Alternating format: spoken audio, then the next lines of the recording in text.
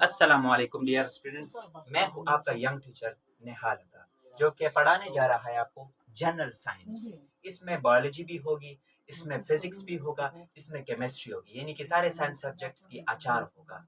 तो जैसा कि मेरे चैनल का नाम है जनरल साइंस, तो हम थोड़ी सी साइंस की इंट्रोडक्शन करते हैं कि साइंस है क्या चीज़। साइंस,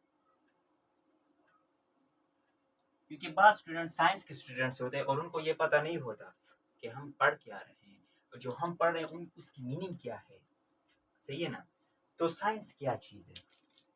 साइंस हमारे पास, पहले तो ये सीख लिए, ये हमारे पास एक लैटिन वर्ड से निकला है। कौन से वर्ड से? लैटिन वर्ड से। क्या है वो है सेंशिया। सेंशिया ये एक लातीनी जुबान है। साइंस ये लातीनी जुबान का एक लफ्ज है, सेंशिया। समझ गए? सेंशिया, जिसकी मानी है मीनिंग। मीनिंग हमारे पास क्या है? नॉलेज। नॉलेज इल्म को कहते हैं। इल्म, जो चीज आप हासिल कर लेना, सीख लेना, उसको हम इल्म कहते हैं, नॉलेज कहते हैं। देखिए, साइंस लातीनी जुबान का लफ्ज है, जिसे वो है सेंशिया, जिसके मानी है नॉलेज, इल्म। मगर किस चीज की इल्म, ये आपको पता है? साइंस हमारे पास दो चीजों की इल्म है, दो चीजों की। और भी आता है, मगर मेन जो हम पढ़ते हैं वो दो चीजें हैं। कौन कौन सी है हमारे पास? ये इस तरह डिफिनीशन भी हम उसमें करते हैं। ये नॉलेज हमारे पास दो चीजों की है। एक हमारे पास है ऑब्जर्वेशन,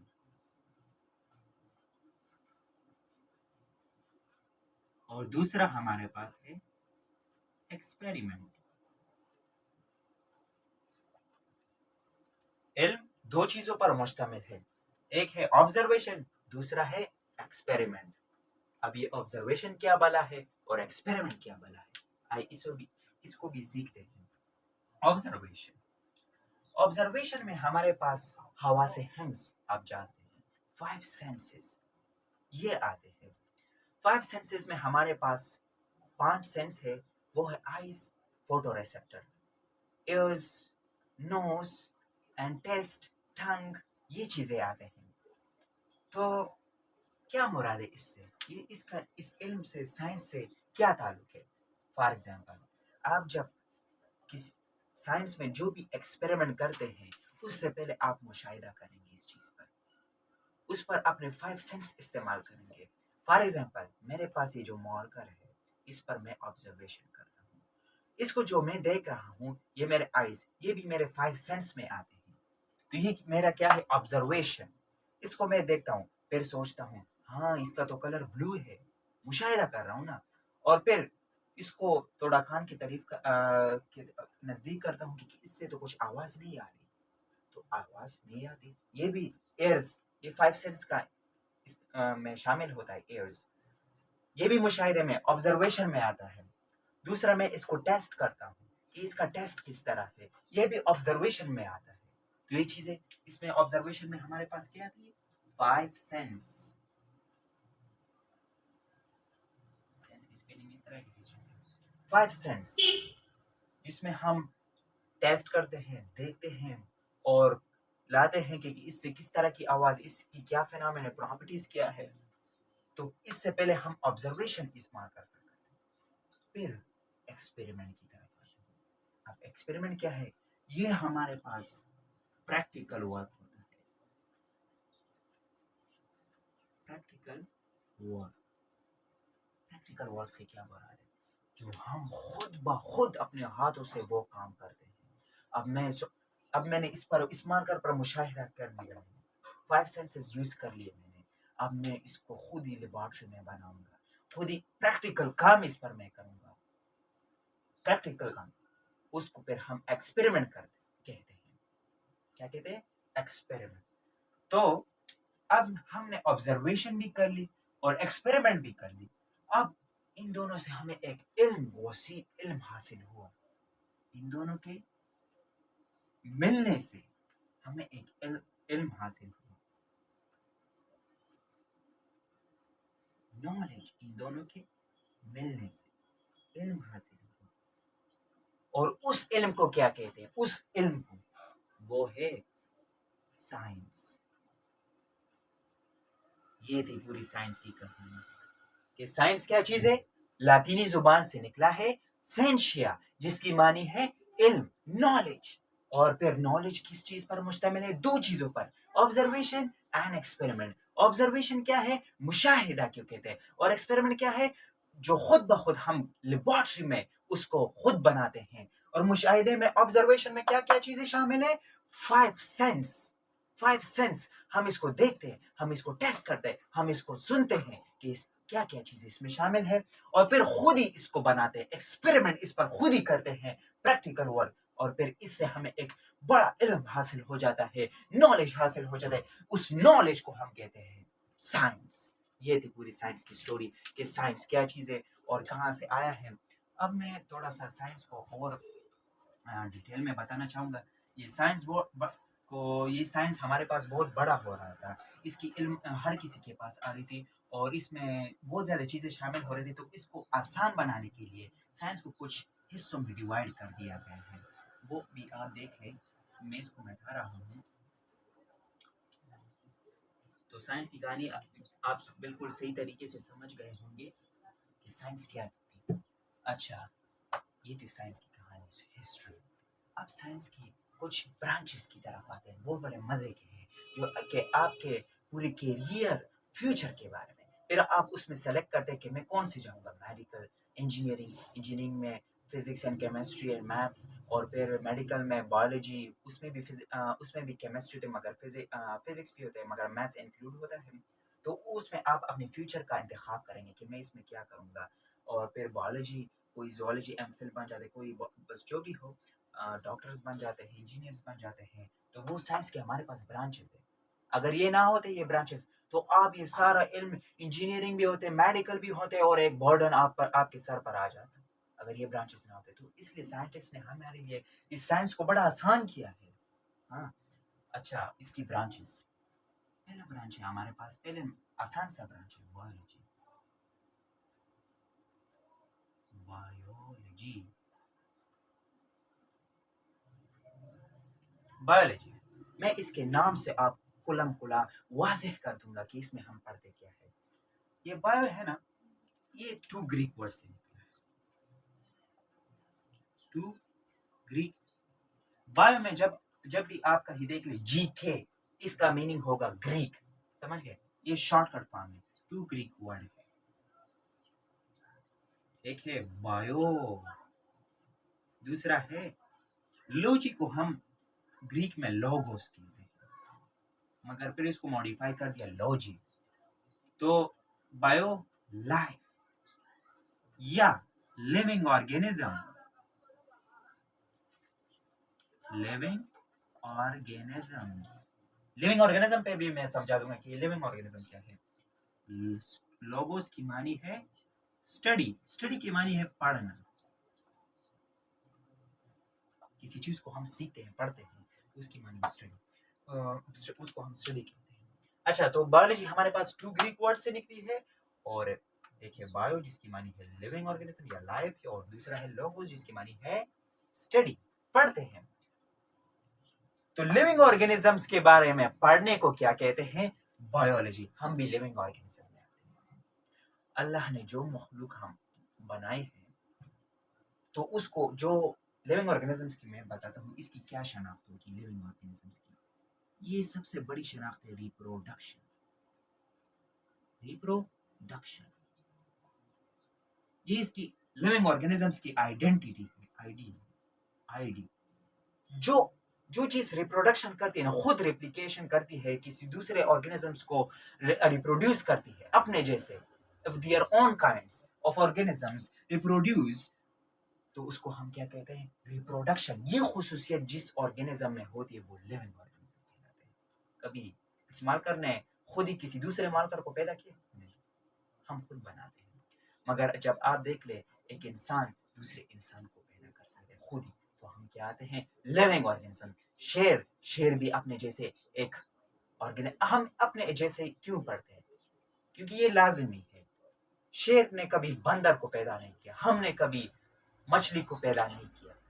हम अपने जैसे से मुराद अपने जैसे इंसानों को पैदा करते हैं। शेर अपने जैसे शेरों को पैदा करते हैं, बंदर अपने जैसे बंदरों को पैदा करते हैं, और फिश अपने जैसे फिशेस को पैदा करते हैं। अच्छा, आप समझ गए होंगे बायोलॉजी। ये शॉर्ट टर्म में मैं बता रहा हूँ, और आसान करके, इंतहाई आसान करके, कि आपका बेस इस पर क्लियर हो जाए, स्ट्रॉन्ग हो जाए। अच्छा, ये था बायोलॉजी की कहानी कि बायो में हम क्या पढ़ते हैं। अब आप बायोलॉजी फील्ड में जा रहे हैं तो आपको पता होना चाहिए कि हम बायो में क्या पढ़ते हैं। समझ गए? अच्छा, तो दूसरा ब्रांच है हमारे पास, वो है केमिस्ट्री, जो कि सबसे ज्यादा बच्चे इसको नापसंद फरमाते हैं। केमिस्ट्री, वो कहते हैं ये ख्याली है, मगर मैं कहता हूँ कि क्या आपने अल्लाह को देखा? नहीं, मगर मौजूद है। तो वो ये जो इसमें हम एटम्स के बारे में ज्यादातर इसमें एटम्स आते हैं, एटम्स। तो उन्होंने कभी एटम्स को नहीं देखा, मगर अभी इलेक्ट्रॉन उसमें माइक्रोस्कोप है, इलेक्ट्रॉन ट्रांसपोर्ट इलेक्ट्रॉनिक माइक्रोस्कोप क्या होता है, तो उसके जरिए एटम को देखा गया है सरफेस से। हाँ, केमिस्ट्री में हम मैटर के बारे में स्टडी करते हैं। मैटर, इसकी कंपोजिशन क्या है, कंपोजिशन, इसकी स्ट्रक्चर क्या है, मगर केमिकली स्ट्रक्चर, इसकी प्रॉपर्टीज हम स्टडी करते हैं मैटर की। और मैटर के कुछ लॉज है और प्रिंसिपल्स है, वो हम स्टडी करते हैं केमिस्ट्री में। जैसे कि Boyle's law, Faraday's law, Avogadro's law, about principle, ये चीजें हम मैटर के लिए स्टडी करते हैं केमिस्ट्री में। ओके, तो ये था मैटर।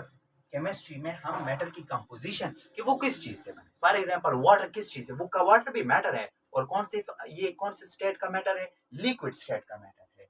तो वाटर किस चीज की कंपोजिशन क्या है उसकी, H2O, hydrogen hydro oxide molecule है H2O। स्ट्रक्चर क्या है उसकी, डबल बॉन्ड है उसमें, क्या क्या चीजें मौजूद है उसमें। अच्छा, प्रॉपर्टीज, इसकी प्रॉपर्टीज क्या है, कैसे बॉन्ड है, इंट्रामॉलिक्यूलर फोर्स, और लॉज उसमें क्या, उसके लॉज, वाटर के लॉज हम पढ़ते हैं, प्रिंसिपल्स उस पर जो फॉलो होते हैं वो पढ़ते हैं। तो समझ गए आप, केमिस्ट्री की भी कहानी समझ गए, बायोलॉजी की भी कहानी समझ गए। ये छोटे छोटे हैंड में मैं आपको पढ़ा रहा हूँ। और जो आखिरी ब्रांच है साइंस का, आखिरी नहीं, हम गड़बड़ भी बोल सकते हैं, यहाँ पर मैं फिजिक्स भी डाल सकता हूँ, यहाँ पर मैं केमिस्ट्री भी डाल सकता हूँ, यहाँ पर मैं बायोलॉजी भी डाल सकता हूँ। और आखिरी जो ब्रांच है वो है हमारे पास फिजिक्स, जो कि सबसे सिंपल, इसमें कोई एक्सेप्शनल केस नहीं होता। केमिस्ट्री में बहुत ज्यादा एक्सेप्शनल केस होते हैं, जिसको हम केमिस्ट्री में ये भी बोलते हैं कि exceptional is the beauty of chemistry. उसको हम केमिस्ट्री की ब्यूटी कहते हैं, एक्सेप्शन। हाँ, तो फिजिक्स क्या चीज है, फिजिक्स भी हमारे पास मैटर होता है, मैटर भी, उसमें भी हम मैटर स्टडी करते हैं। ऐसा करता हूँ, बस ये ठीक है। मैटर एंड एनर्जी, और इसमें एक दूसरा लफ्ज आता है there mutual relationship.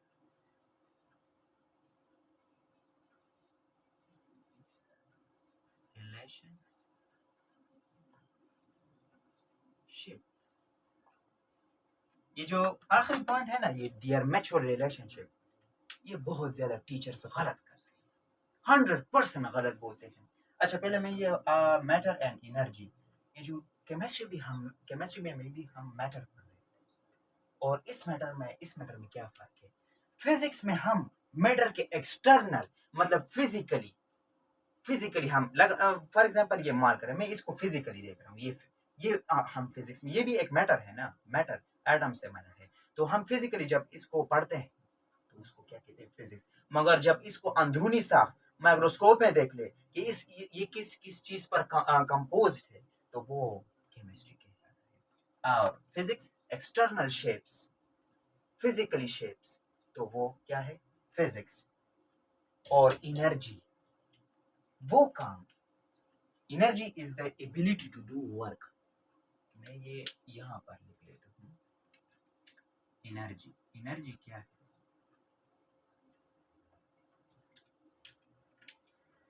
Ability, ability या कैपेबिलिटी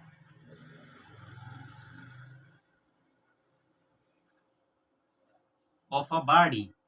ये जो फिजिक्स में हम बॉडी बॉडी यूज करते हैं, ये हमारा वाला बदन नहीं है, ये हर चीज के लिए, ऑब्जेक्ट, बॉडी, जो भी चीज हो, मार्कर हो, आपके पास जो मोबाइल है वो भी एक बॉडी है, of a body to do some work. किसी बॉडी में वो सलाहियत या काबिलियत कि वो काम कर सके। जब आपके पास एनर्जी ना हो, आपका ना का एनर्जी ना हो, आप काम नहीं कर सकते। तो किसी बॉडी में जब एनर्जी होगी, आपके मोबाइल में जब चार्ज होगा, एनर्जी होगी, तो फिर लग सकेगा ना, वो फिर काम करेगा। अगर चार्ज नहीं हो तो फिर पड़ा रहेगा, काम नहीं कर सकेगा। ये एग्जांपल है एनर्जी। तवानाई। अच्छा, और मैटर, मैटर भी हमने डिस्कस कर लिया कि मैटर, इस मैटर से क्या मुराद है। मैटर की डिफिनीशन मैं करता हूँ, ये आप लोग समझ गए एनर्जी क्या है। और मैटर की यहाँ वैसे व्हाइट बोर्ड छोटा है, इसलिए मैं यहाँ पर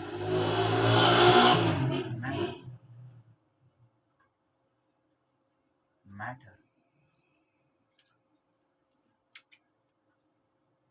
anything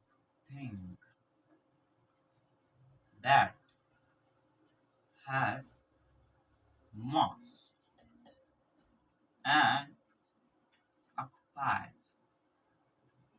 space is known as matter।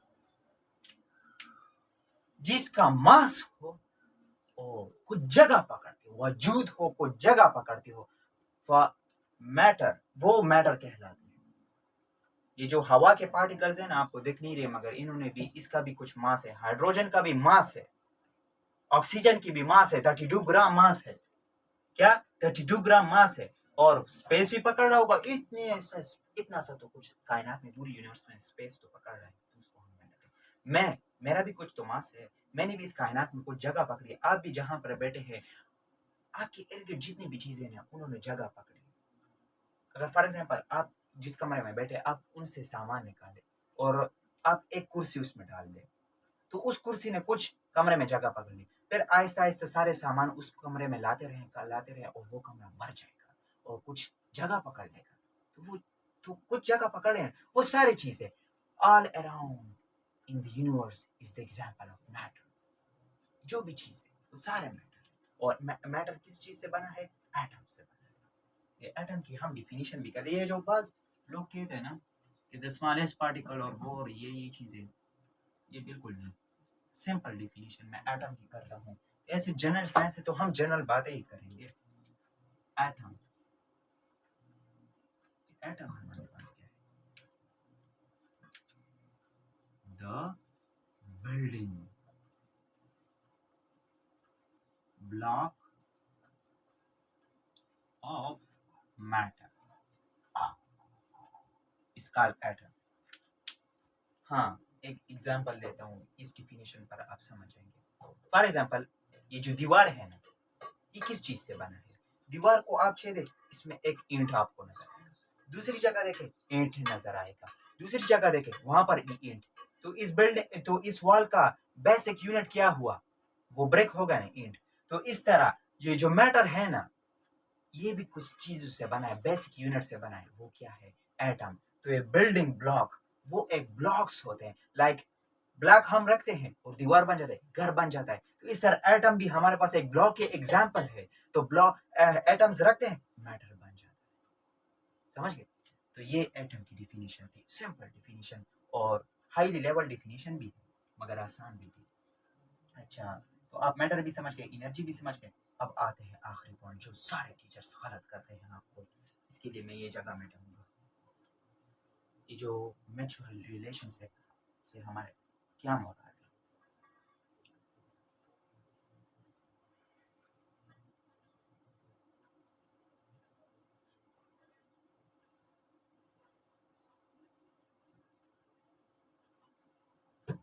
अच्छा,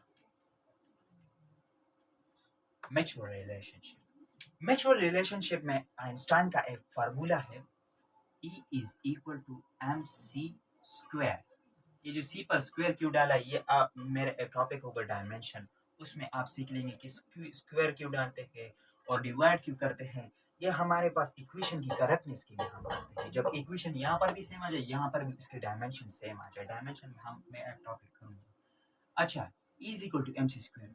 ये जो म्यूचुअल रिलेशनशिप हो रहे हैं, ये हम इसमें मैटर की एनर्जी में कन्वर्टेबल किस तरह कन्वर्ट हुआ है, मैटर एनर्जी में किस तरह कन्वर्ट हुआ है, और एनर्जी मैटर में किस तरह कन्वर्ट हुआ है। ये नहीं पढ़ते कि जब मैटर ना होगा तो एनर्जी ना होगी, एनर्जी ना होगा तो मैटर ना होगा। ये टीचर्स इस तरह करते हैं। हम इस म्यूचुअल रिलेशनशिप में एक दूसरे के इंटर कन्वर्टेंस ये पढ़ते हैं कि ये जो एनर्जी है ये मैटर में किस तरह कन्वर्ट होती है। मैटर से मुराद मास, हमने डिफिनीशन में पढ़ा था। और ये जो मैटर है ये एनर्जी में कैसे कन्वर्ट होती है, ये म्यूचुअल रिलेशनशिप है। इसकी मैं एग्जांपल देता हूँ, मैटर एनर्जी में कैसे कन्वर्ट होती है। एटॉमिक बॉम्ब का एक फार्मूला है, हम उसमें 3 न्यूट्रॉन्स यूरेनियम पर बॉम्बार्ड करते हैं और वो एक बेरिलियम और क्रिप्टॉन इस तीनों में कन्वर्ट हो जाता है। और कुछ 3 एटम और होते हैं, न्यूट्रॉन और होते हैं, 3 न्यूट्रॉन उसमें भी कन्वर्ट, और एक हाई एनर्जी भी प्रोड्यूस कर लेते। तो क्या हुआ, न्यूट्रॉन क्या थे, मैटर था ना, उनका कुछ मास था ना। वो यूरेनियम पर हमने बॉम्बार्ड कर लिया, ये 2 और मासेस है, बेरिलियम एंड क्रिप्टॉन, न्यूट्रॉन भी, ये भी मास है, मगर उसके साथ कुछ हाईली एनर्जी भी प्रोड्यूस हुई, एटम बम। ये एटम बम का रिएक्शन है। तो क्या हुआ, मैटर हमारे पास किस चीज में कन्वर्ट हुआ, एनर्जी में। ये एग्जांपल। और ये जो एनर्जी से मैटर में हम किस तरह कन्वर्ट करेंगे, ये भी आसान है। यहाँ पर करता हूँ, ये फोटॉन है ना, ये लाइट से आते हैं। ये फोटॉन क्या होता है, ये एनर्जी ऑफ पैकेट्स होते हैं। देखो लाइट है ना हमारे पास, इससे हमारे पास फोटॉन आते हैं। फोटॉन इस तरह शक्ल में आते हैं, इस तरह पार्टिकल्स होते हैं, इस तरह आ जाते हैं। यहाँ पर लाइट लगा होता है, इस तरह हमारे पास आते हैं। और इसको हम क्या कहते हैं, packets of energy, packets of energy. अब एनर्जी की बात कर रहे हैं ना, पैकेट्स ऑफ एनर्जी यानी कि ये एनर्जी है हमारे पास, प्रोटॉन। और ये फिर आखिर में जब हम इस पर एक्स-रेज बॉम्बार्ड करते हैं फोटॉन पर, तो ये 2 चीजों में कन्वर्ट हो जाते हैं। एक है इलेक्ट्रॉन, जिसे आप खूब तरीके से समझते हैं, दूसरा है पॉजिट्रॉन, जो कि आप नहीं जानते। पॉजिट्रॉन, इलेक्ट्रॉन तो जानते हैं, पॉजिट्रॉन नहीं जानते। पॉजिट्रॉन क्या है, इलेक्ट्रॉन पर नेगेटिव चार्ज होता है और इस पर पॉजिटिव चार्ज होता है। मासेस दोनों के सेम है, इसके भी 9.11 मल्टीप्लाई 10⁻³ kg और इसका भी 9.11 मल्टीप्लाई 10⁻³ kg। मगर चार्जेस में अपोजिट है, इलेक्ट्रॉन का नेगेटिव चार्ज है और पॉजिट्रॉन का प्लस चार्ज है। तो मैंने यहाँ पर मास का जिक्र किया, और मैटर में भी मैंने क्या जिक्र किया था, मास। तो ये दोनों क्या किस चीज में कन्वर्ट हुए, मास मींस मैटर। एनर्जी से कहां पर आ गए, मैटर की तरफ। तो ये थी एग्जांपल, और ये म्यूचुअल रिलेशनशिप। तो यकीनन आपको वीडियो पसंद आई होगी और आपने एक नई इल्म सीखी होगी, और उसको साइंस कहते हैं। उस इल्म जो आपने सीखी वो उसको हम साइंस कहते हैं। तो आप भी कोशिश करें और मेरी तरह बने। Thank you very much video देखने के लिए।